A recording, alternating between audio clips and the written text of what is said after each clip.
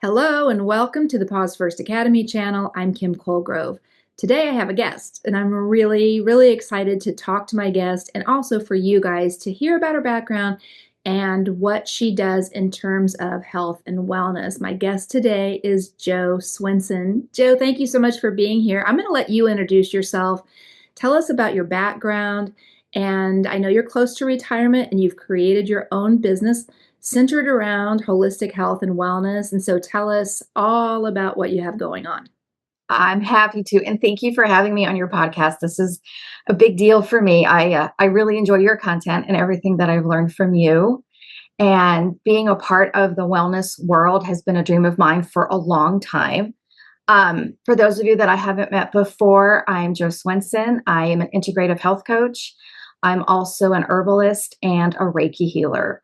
And I started practicing with herbs, I want to say in my 20s. I was diagnosed with an ulcer at age 23. And so my doctor was great at that time. She explained to me how food was impacting my gut and why I was getting the ulcer.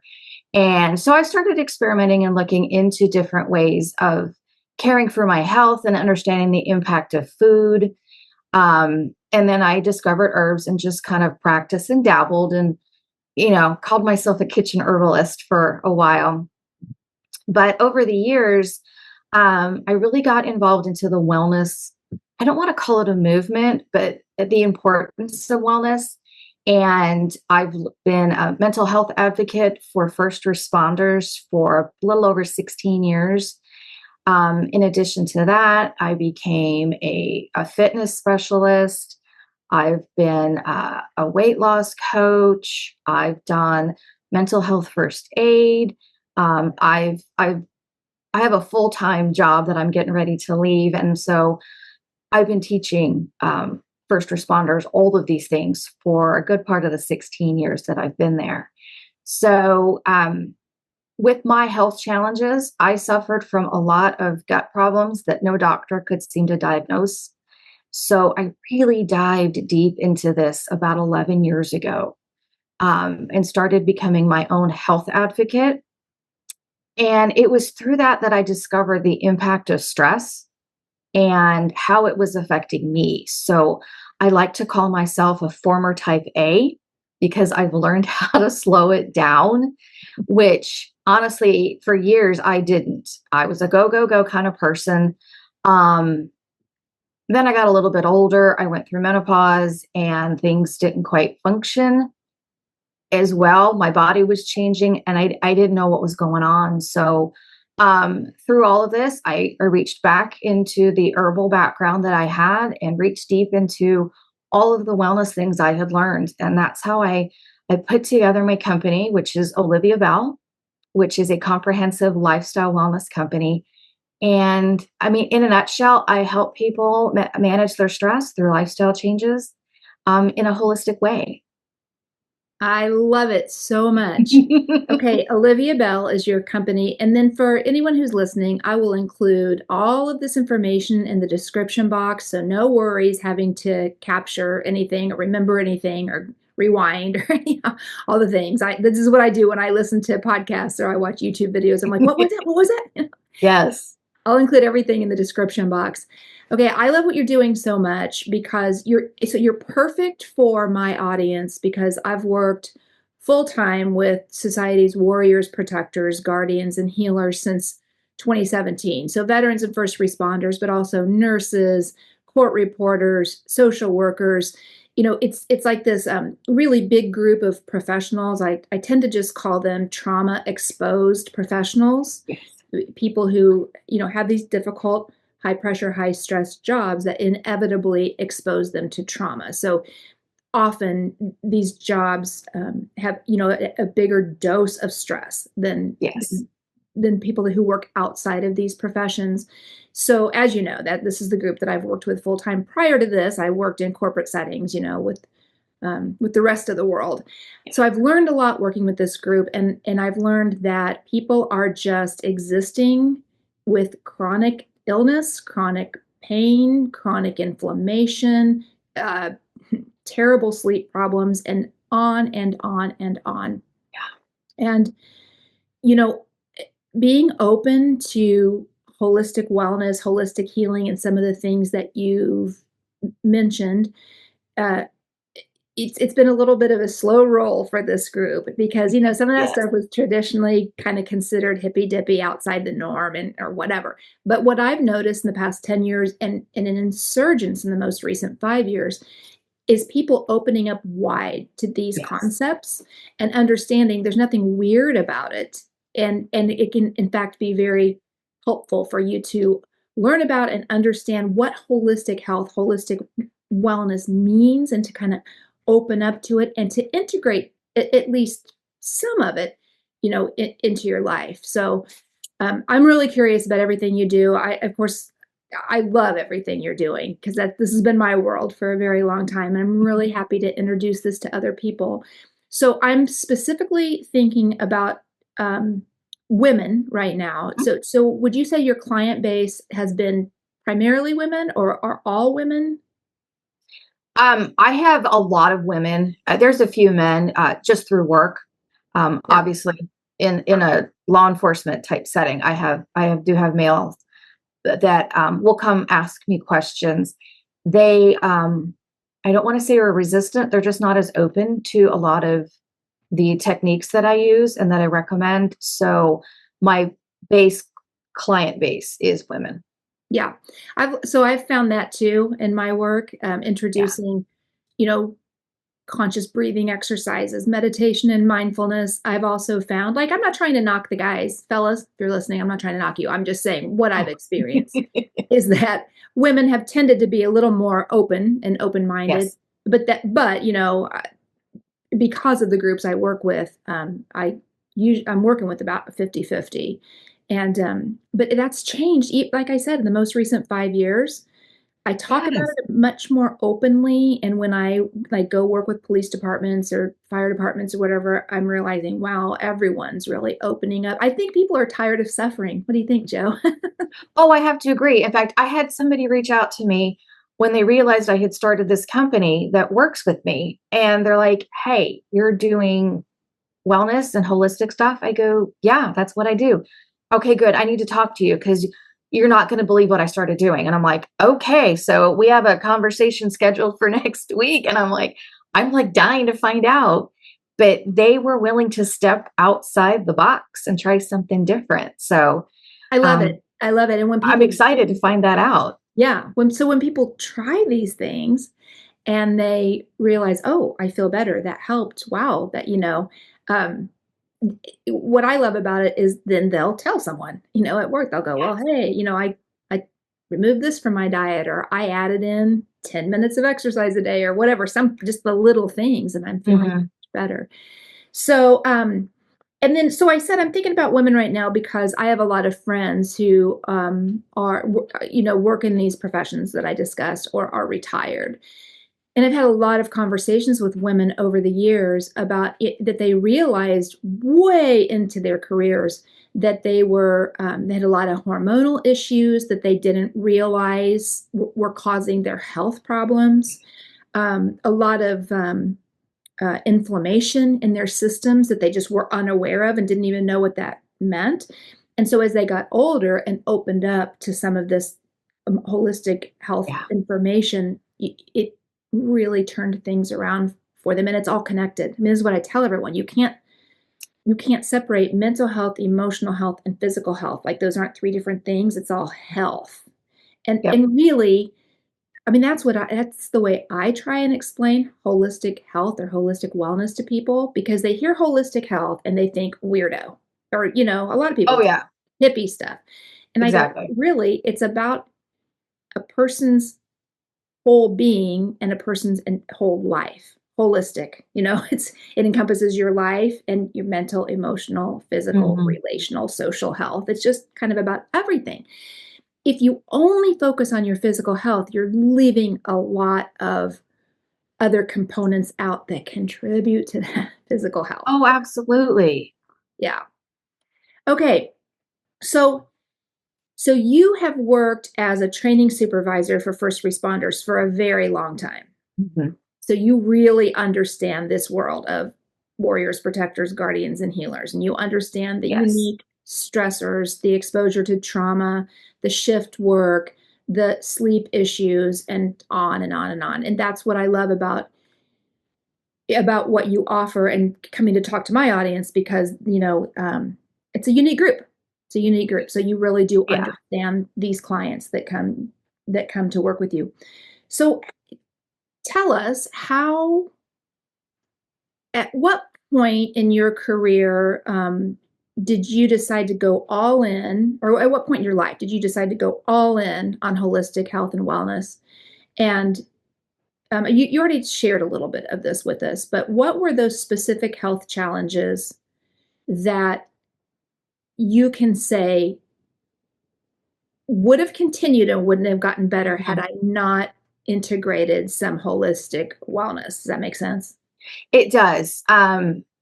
It was about 11 or 12 years ago. I was having a lot of gut issues, a lot. And so, to get a little bit of a backstory, my family has a history of autoimmune disease. Ah. My Mhm. father died at age 50 from multiple sclerosis, and all of his siblings have since been diagnosed with some sort of autoimmune disease. And then it carries over on my mother's side as well. So it's coming at me from both sides of my family. Um, and I'll be honest, in 2011, we had 3 officers killed in the line of duty. And that was so heart wrenching for me, for my department. And I knew all 3 of them. And they were killed within 28 days of each other, two on the Oh. same day, and then one 28 days later. So I got very involved in peer support, critical incident stress management, trying to find ways to support our officers. I became a suicide prevention instructor. Um, and it's through these programs that I started to learn the impact of mental health on the body. Hand in hand, I was working on my own physical health challenges with my gut issues and understanding the impact that stress was having on that. So I took a step back and I'm like, what the heck is going on? Like, so many things are connected. And I dived into the research myself because although I appreciate our medical system, all the doctors I spoke to were quick to give me a prescription. And I said, no, I'm not doing it. I'm not going to live my life tied to a pharmacy that every time I go on vacation or if I want to travel, I have to worry if I have a medication nearby, or I'm not at that point in my life where it's required for me to have it. I'm still in the preventative stages. So I said, no, I'm gonna do this naturally. Around the same time, I got my master's degree in global sustainability. So Oh, wow. yeah, I learned a lot about the planet and all the things that our water systems, food and environmental impacts and all that stuff. And I'm like, all right, all of this stuff is coming at me. I no longer believe in coincidence because as all of this is coming at me, between 2010 and 2013, I realized it was all for this, for me to figure out how to put it all together. And I've been able to do that because um, I I like to solve things on my own. That's the type A in me, right? Take control of everything.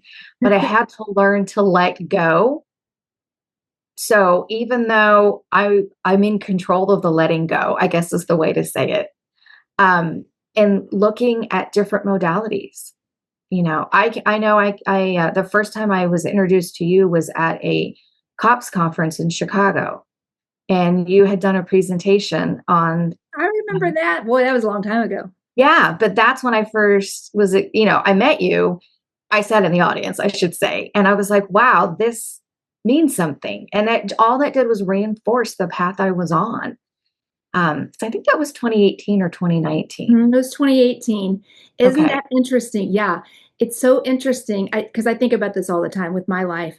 Um, is that there's a path or a trajectory, and it's nice when we can become aware of it, conscious or Mhm. aware of it. And and we just, it's like, I don't know, it's like we're walking down the path like Hansel and Gretel or something, and we're picking up these little breadcrumbs, that, and we're not aware of it often Yeah. when we're walking the path, but it's all leading us to something. And I almost hate to say this, but it's true for my life. I mean, I've had to realize it's true for my life. Losing my husband to suicide was beyond devastating. Beyond devastating. We had plans. Like, he was my two rocking chairs on the front porch guy. Yeah. He was my best friend. We had, so it was horrible. And I wouldn't have been able to say this for a very long time after he died, but I can look back now and I can say, well, that led me here. That led me to what I'm doing now. Now, was all that inevitable and pre-planned? I don't even want to speak about that. I don't know. I don't exactly know what all is going on here on planet Earth, but I do see how that I would have never imagined when he first died. Well, you're going to take all your pain and everything you learned from this, and you're going to go and help people and maybe stop some other people from taking their own lives. But I can say now, because people have reached out to me, that that's exactly what happened. So that's a very drastic example. But when we go through our own hardships and our own health problems and our own relationship problems, we're learning stuff and growing along the way. And if we can take that, which is what you're doing, we can take all of our own struggle and suffering and learning and help other people. To me, that's what we're here for. Mhm. And it doesn't have to be in a big way, like owning a company and doing, all, it doesn't have to be that. It can Right. just be sharing your knowledge with someone, or, giving someone a leg up. So that is, that's really a cool component of life, in my opinion. Oh, absolutely. Because Yeah. I don't think I ever would have put those pieces together. I mean, I wouldn't have become involved with our peer support or critical incident stress management teams, um, had there not been a catalyst for that, because I didn't understand it. Yeah. Mental health was always one of those taboo topics, right? Yeah. Um, I mean, it's been awesome to watch the change, at least at my agency and in my area, of people accepting that mental health is important and it's something that needs to be focused on. I mean, we've done great at my agency. We brought in a psychologist. She does nothing but deal with first responders. And she initially came in as our, not based in the department, but she had her own office. So there was that doctor and or patient privilege. And Mhm. she got so busy and the demand was so high, she's added 5 more doctors to her practice. And See, so I'm so it's glad you're saying this. it's amazing if I think people that's will the take that future. chance. Yeah. Yeah, I think that's the future. Now, so, I've worked with agencies and organizations across the country, and they're all at very different levels. Some right. don't have any of this integrated yet, because they don't have the budget, or they can't get the backing from the leadership. There's a lot of different reasons. And then all the way to organizations like yours that have integrated mental health professionals and are really starting to make that mind body connection. That's what needs to happen across all these professions, Oh, is absolutely. is understanding that mind body connection. Our brains cannot we can't go through life with an injured brain because of trauma, whether it was trauma we suffered or trauma we witnessed, that impacted us. We cannot go through life with an injured brain like that and think it's not going to affect our health, our physical health, our bodies.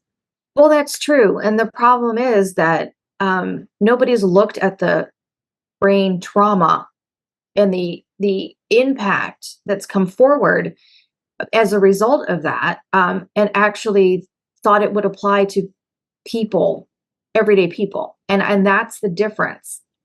Growing up, um, and I grew up in the 70s. It was Same. it was a taboo topic, right? If you Oh had yeah. that family member that had a Oh mental yeah. health problem, oh, you didn't really say anything. Everyone just kind of looked the other way. And now it's like, no, let's talk about it. Let's face it. Let's acknowledge, that it's happening, that it's there. Yes. And, I mean, I've been able to weave the mental health portion into what I do, But again, I don't think I would have had that trauma and that traumatic event not happened at my agency. Okay, so here's what I would like to say to people who are listening. Go back a little bit and listen again to what she just said. If you're having health problems, you know, you don't have to end up being a story that's like, I got so sick that I was forced to, fill in the blanks. When this kind of information comes on your path, if you can absorb it, and take it in and digest it, then you can be, like Joe said earlier, on that preventative side and take some steps now. And what I want to make sure we share with the listeners, while we're talking, is, and you're great about this, is how they can start without spending one penny Yep. and with a very small investment of time and just a little bit of an adjustment in their day. Just start in very small ways. And as long as they're consistent with that, Mm-hmm. there will be a big payoff. So I want to touch on that a little bit. I want to go back to something you said earlier, and I want to be clear about this because um, I am a huge proponent of people not just saying yes to every pill that's prescribed to them. Mm-hmm. However, I also want to say to people, if you are on medications for an illness, this is not to shame you or tell you go stop Oh, taking no. medications or anything like that. I want to be clear to anyone who's listening. And I try to always remember to say this when I'm in person or talking and this issue comes up. So there are a lot of people I work with who have to take something to sleep, they're taking some mental health meds, they're taking something for, gut problems or blood pressure and things like that. So there is no shame or judgment or anything about any medications that you're on. The only question I ask people, I always say, if you need a medication, take the medication. My goodness, you have to sleep. You Right. can't just suffer with, but what else are you doing? That's all I say is take the medication. But what else are you doing? Because if you would also integrate some lifestyle changes, depending on the medication, you may eventually be able to wean yourself off of that medication by changing your lifestyle. So that's I just want to gently suggest that to people. We're not telling anyone stop taking your meds, but we're just hoping you'll kind of open your mind and ask yourself, okay, that problem got bad. I went to the doctor. They prescribed something. I started taking it. I feel better. But what else am I doing? Because if you've continued not sleeping, eating a Mm-hmm. terrible diet, not exercising, you're in toxic relationships, and so on and so on and so on, then you haven't taken any step to improve your lifestyle, Right. which can help some of those symptoms. And I know very well that stress causes a lot of this. And if it doesn't cause it, it exacerbates any of the other illnesses, physical ailments and illnesses that we experience. And so I'll just tell you, the people that I've worked with over the years that talk to me about their health problems, prevalent among these health problems are Yeah. gut issues, lots of gut issues, Mhm. blood pressure, obviously high blood pressure, blood sugar Yes. issues, and then no one's sleeping. Everyone has terrible sleep problems.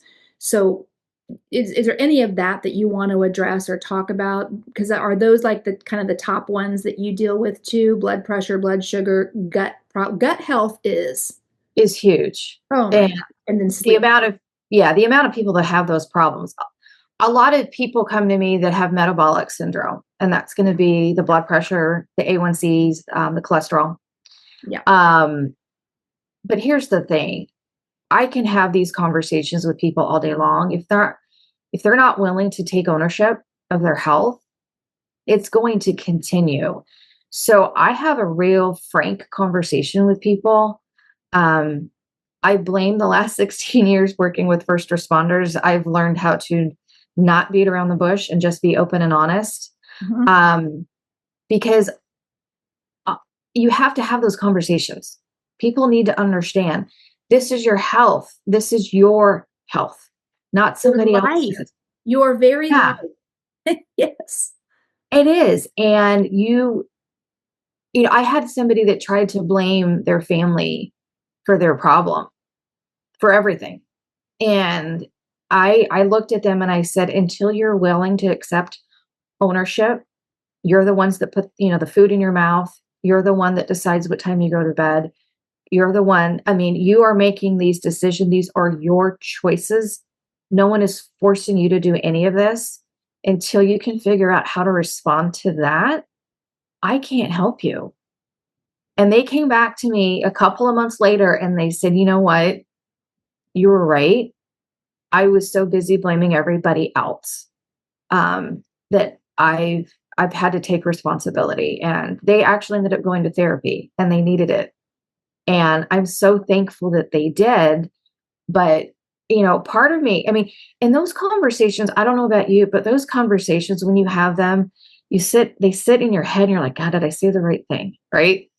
Was I too hard? Yes. Too And because a harsh? lot of times when people are suffering, Yeah. they're stressed out, ill, and all that, they're just not in a good place. And yeah, so I've come away sometimes and thought, I hope I didn't make that worse, and not by, No.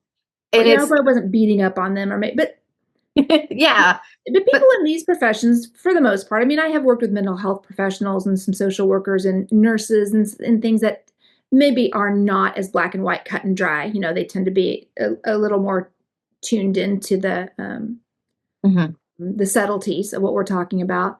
But for the most part, across these professions, what I say is, look, you are a person who has the ability to apply discipline, or you wouldn't be able to do this job, right? So you have discipline.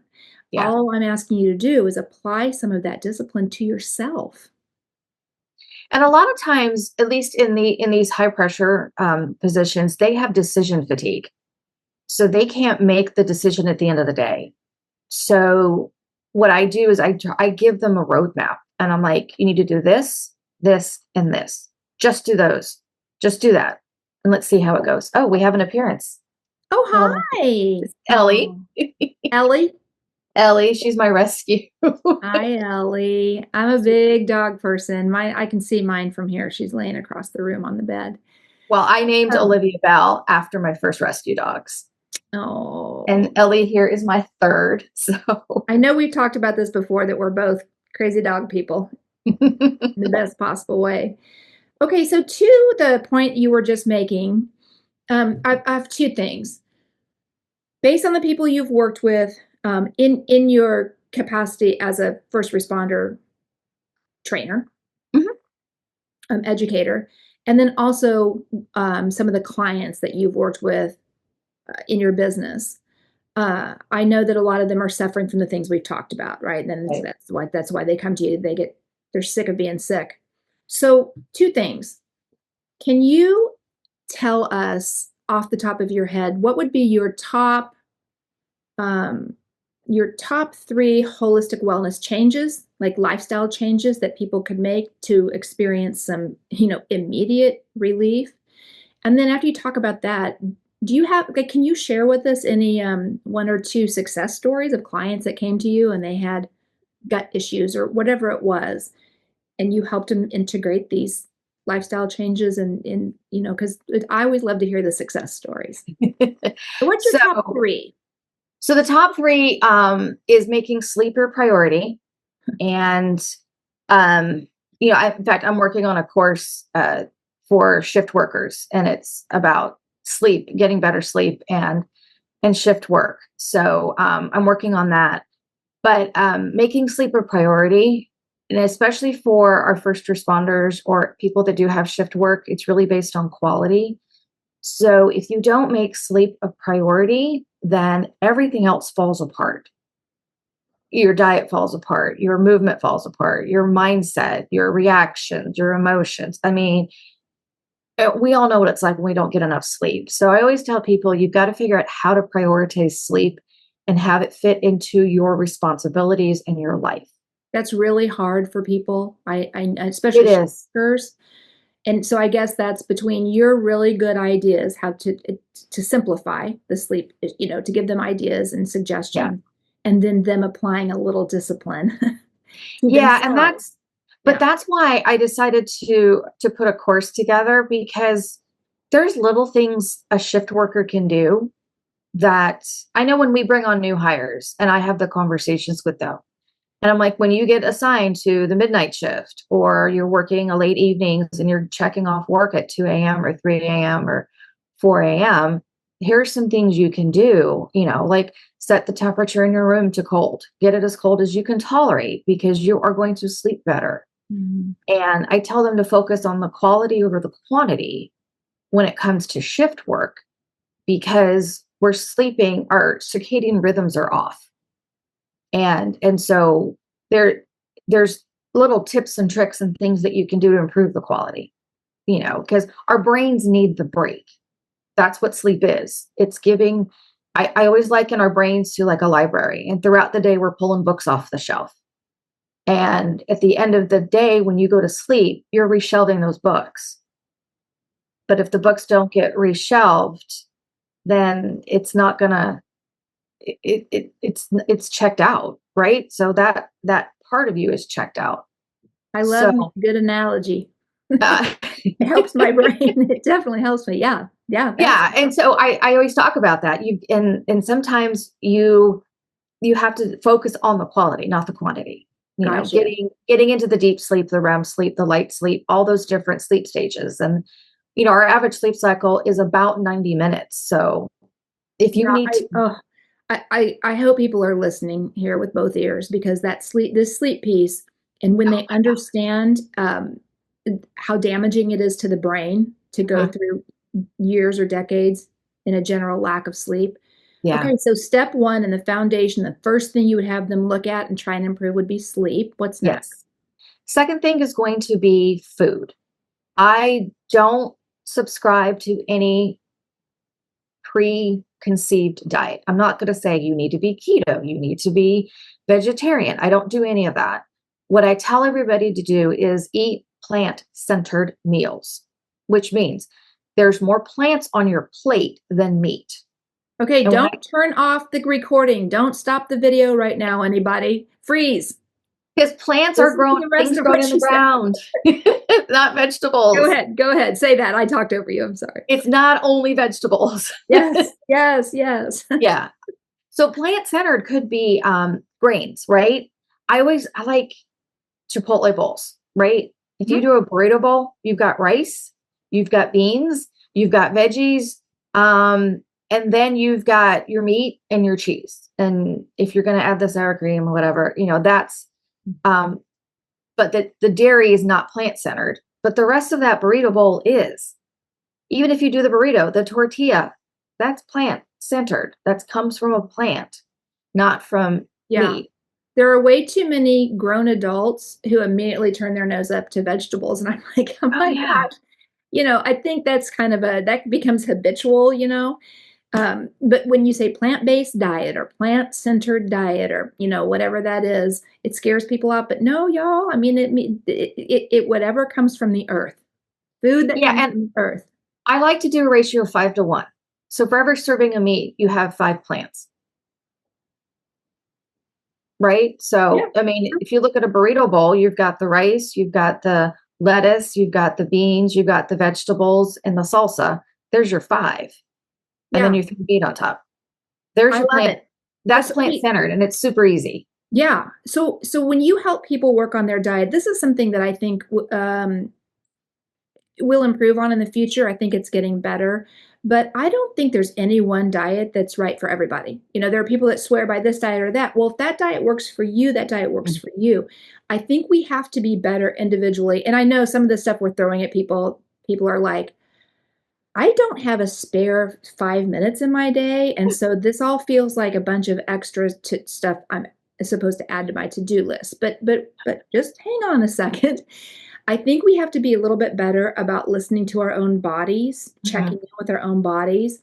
And so if a keto diet has worked for our friend and we try it and our gut feels bad or we feel really tired or whatever that is, that's that tuning into your own body. You might need a little less of this, a little more of that. Some people can eat carbs and they're fine. Some Oh people yeah. are better if they don't. Some people are gluten or grain intolerant. Some people aren't. Some people feel heavy and don't feel good when they eat a lot of meat. But you have to get to know yourself and then figure out what Yes. diet.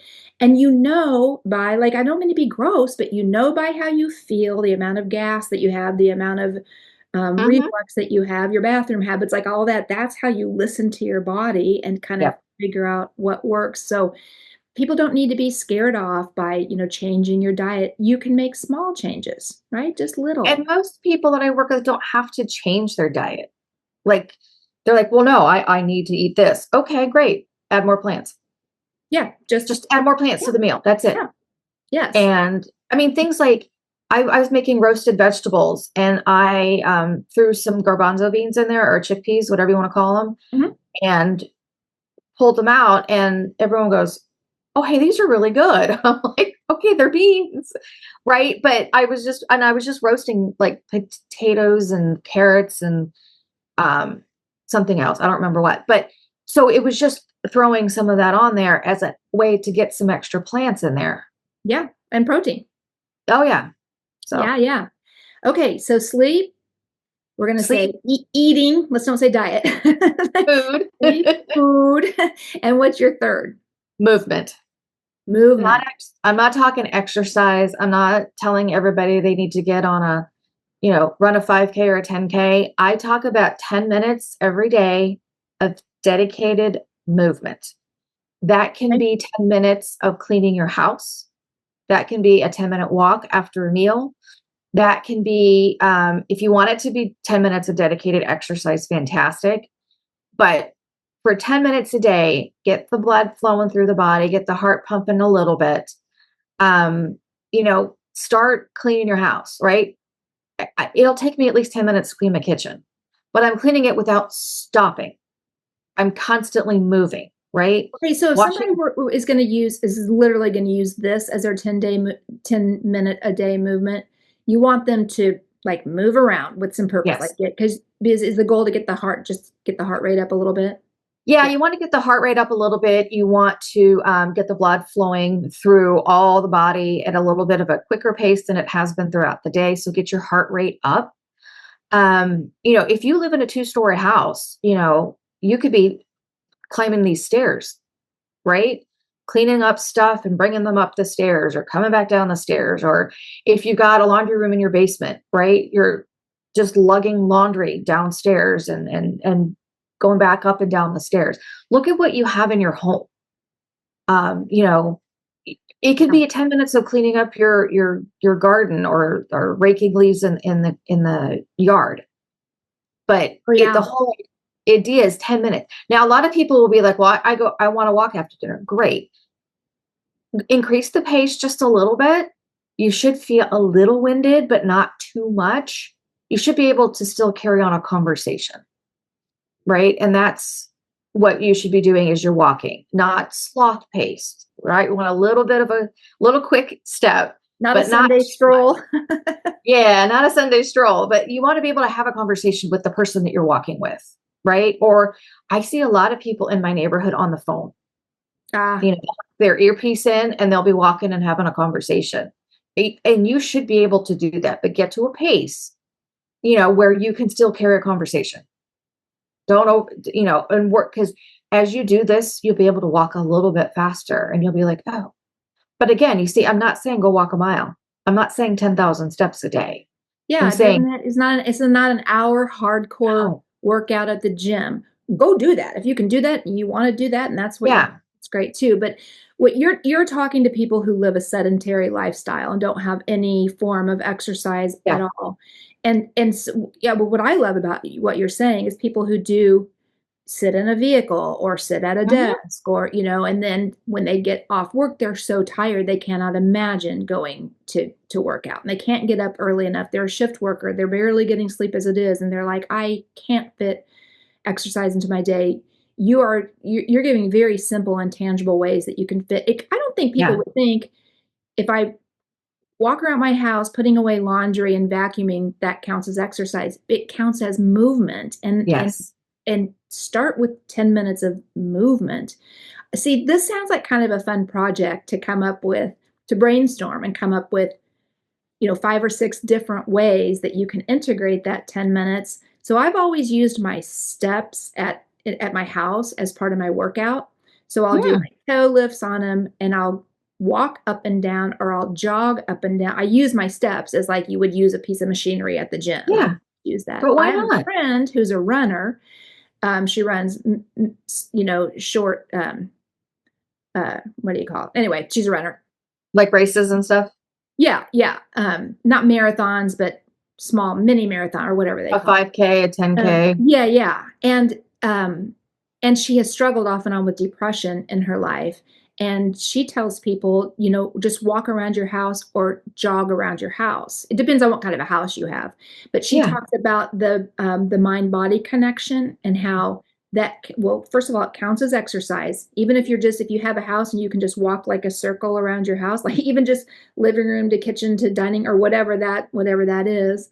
Yep. And if you can jog a little bit and kind of get your heart rate up, she talks a lot about that mind-body connection, how that's good for your mental health, and you're burning calories, you're getting your heart rate up, and that. So, if it's inclement weather and she really can't get outside, or she's having a day where she's dealing with depression, she'll take a walk around the inside of her house or a jog around the inside Yeah. of her house. Yeah, so it's getting creative.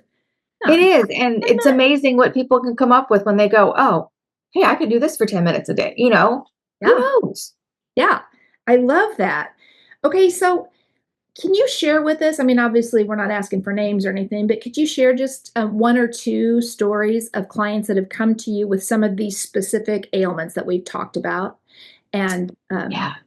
how they found success by integrating holistic wellness? So I have a lot of people that struggle with sleep. And so there's a couple of different tactics I'll take with them depending upon their current living situation. Um, and so an individual I worked with, she works in the education profession and was really having a hard time sleeping. I mean, we're talking like she would lay awake or couldn't fall asleep. And so we talked through what was going on, and she was like, well, I mean, she's got the kids. She started a new position in the school system. So she had a lot going on. And so I was like, all right, I introduced a sleep tea to her. I'm like, I'll just try this tea. And of course, people are like, you want me to do what? Have a cup of tea. But it was a formulation that I had come up with because I had started using it because I was having trouble sleeping. And I'm like, let's see if other people can benefit from this. And so we started with the tea. Then we talked a little bit about doing a meditation. And she's very spiritual. So I'm like, well, what about prayer? Let's do a prayer before bed. Um, and then, you know, throughout the day, let's talk about what time you're stopping eating, right? Oh, that's huge. In fact, I had this conversation last night. Digestion is exercise for the body. So if you're eating really close to really close to bedtime, your body is still going through the exercise. So you're not going to necessarily fall asleep right away because your body's exercising without you, because that's what digestion is.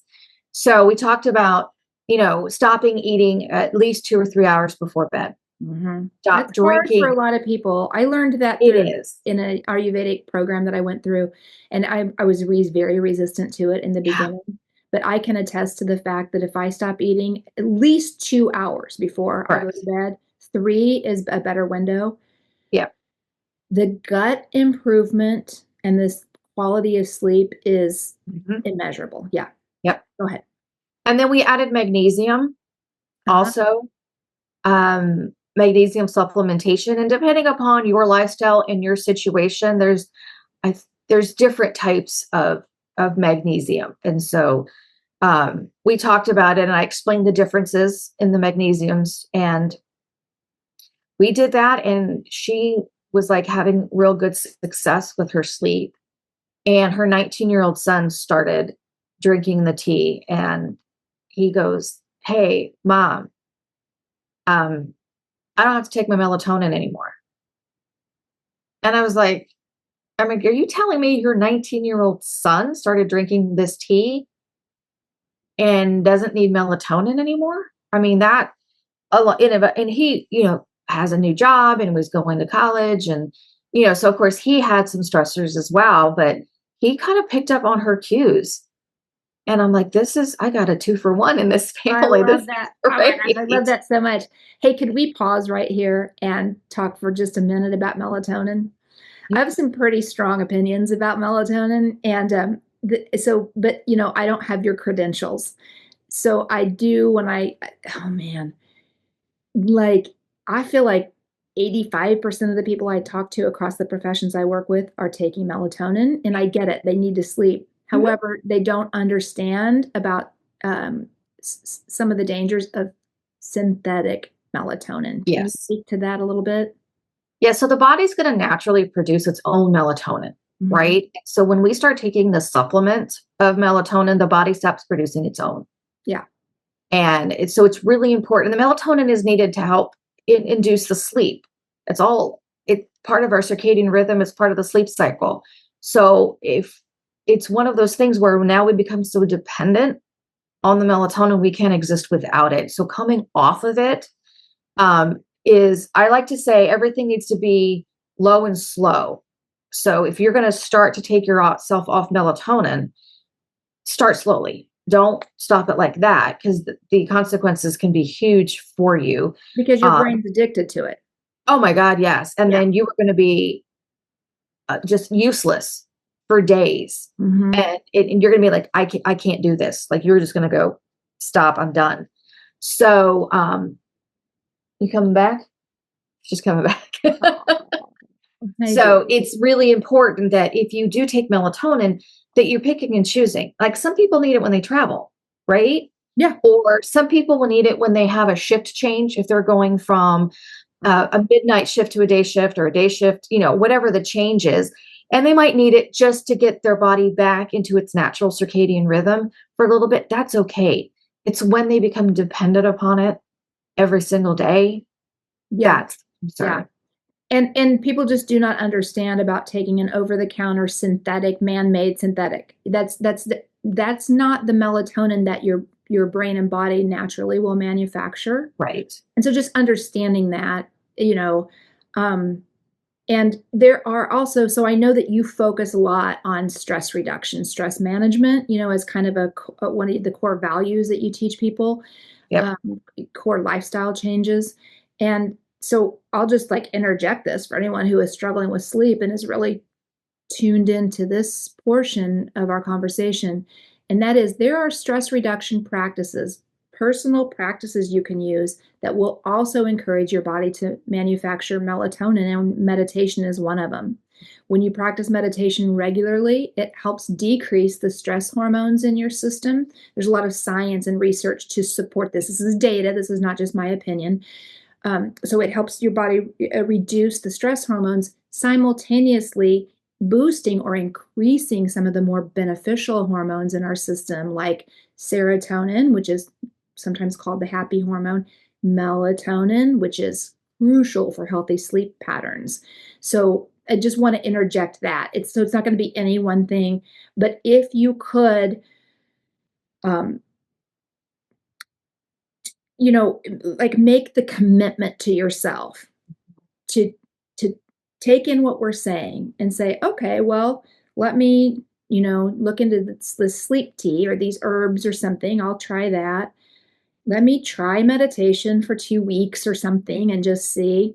And then I'll cut back on the melatonin as I can. I'll just kind of do an experiment. These are the lifestyle changes that I'm talking about that are easy. I mean, it just takes a little thought and a little planning, but before we turned on the video, we were talking about encouraging people to understand this is an investment in you. This is your Right. health, your life, your longevity. It's worth it for us to put in a little time and a little effort and a little planning. It is. And honestly, it takes something happening to somebody for them to want to make the shift in their lifestyle. Yeah. Um, A lot of and times it does, like a scary diagnosis or oh yeah, yeah. yeah. Yeah, the number of people that I've had come to me, hey, so my A1C's out of whack, and my doctor says that I'm going to have to go on, insulin, and I'm like, okay, how far off? Like, what's our timeline here? How can I help you? Because I want Mhm. to be able to help them A lot will come to me that are pre-diabetic, and they're like, I don't want to have diabetes. I don't want to be that type 2. What do I do? Yeah. So when we start talking about those numbers, and I'm like, you know, I guess doctors are really quick. You need to make lifestyle changes, but they don't tell you what those lifestyle changes are. Right. That's where I come in. Yes. So, like, I mean, I am not anti-Western medicine. I'm pro-Western medicine. I mean, it's saved a lot of people in my family and Oh it does a yeah. lot of good. I'm pro integrative medicine. I'm pro a little of each, some Western medicine and some holistic Yep. healing and some integrative medicine. Um, and so that's what I would just ask people who are listening that are new to this information, kind of maybe don't really know what we're talking about, but are Yeah. open, is just considering both. So Western medicine, when you go to a doctor, when doctors go to medical school, they don't learn about holistic health, holistic, well, it's changing, it's improving. There's maybe a little bit Right. more, but they don't really learn about nutrition and that because they're there to learn about medicine and saving lives. And so they come from the medical perspective, the pharmaceutical perspective, and that can you imagine how long medical school would be if if they were supposed to learn everything. Yep. And I mean, that's what happens when people go into integrative medicine. They Right. And that's what it's all whole, about. yeah. So if you Right. go to your doctor and you get a diagnosis, and they might tell you things like you got to get plenty of sleep and you need to change your diet, but they don't really know how to tell you to do those things. That's a whole other conversation. And they're restricted by insurance too, how much time they can spend with you. So Hmm. that's where someone like you comes into play. Um, Listen to your doctor and follow doctor's orders in that, Oh yeah. but Yeah. also start finding apps and listening to podcasts and find a health and wellness coach or read some books, do something so that you learn about the integrative, the holistic, natural wellness thing too.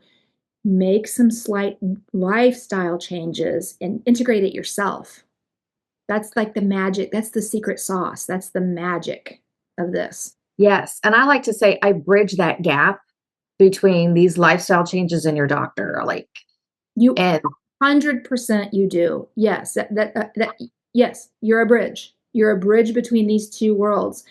And you know what I can tell you for sure? I'm going to make a prediction. I'm going to make a psychic prediction here. I think that our conversation is going to be commonplace within a decade. Within a I decade. hope so. Yeah. I really do.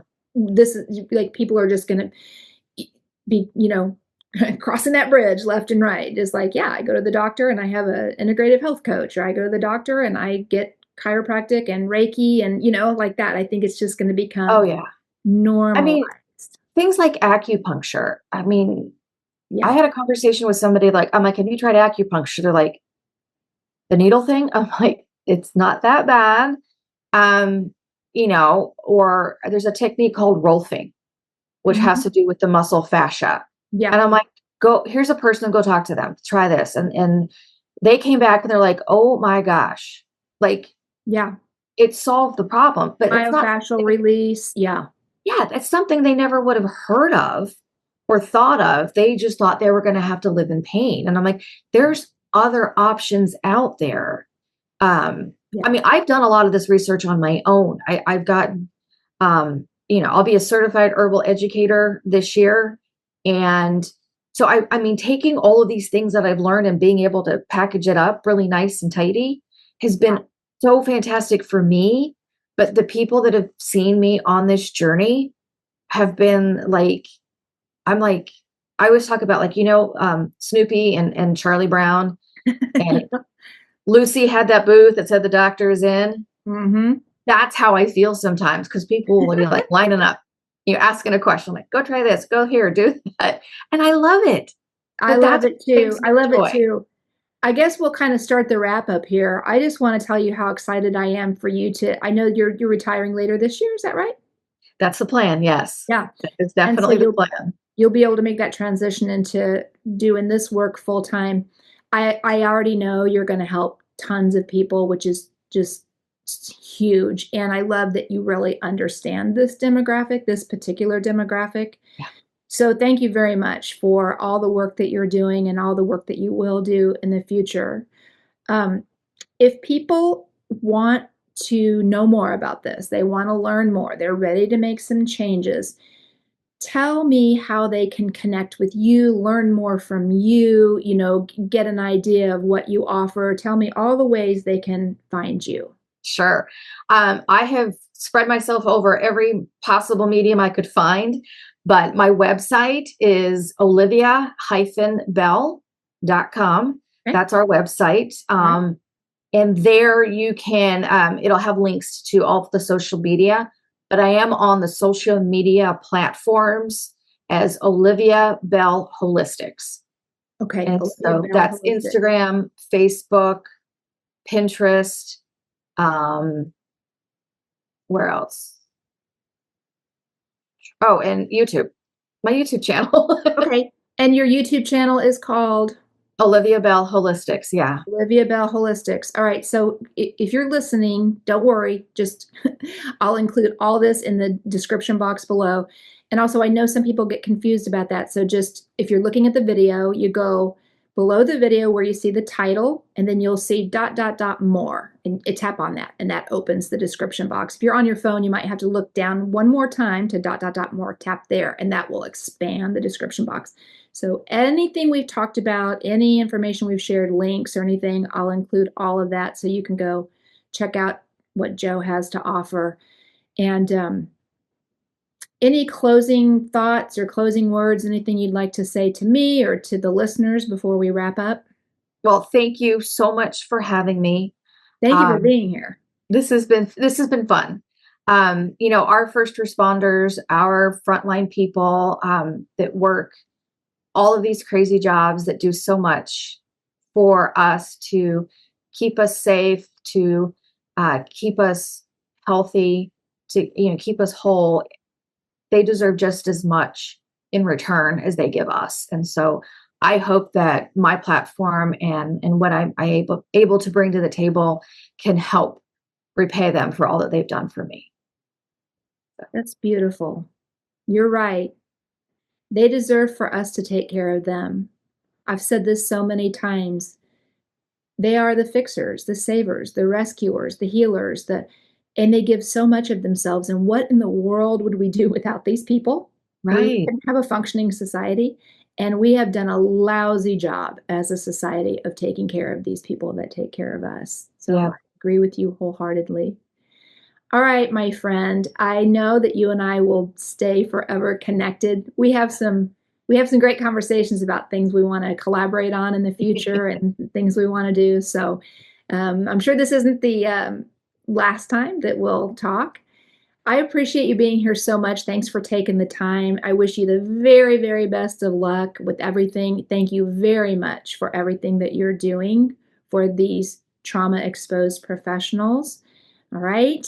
And everybody, thanks for listening. Thanks for being here. I appreciate you very much, and I'll see you next time.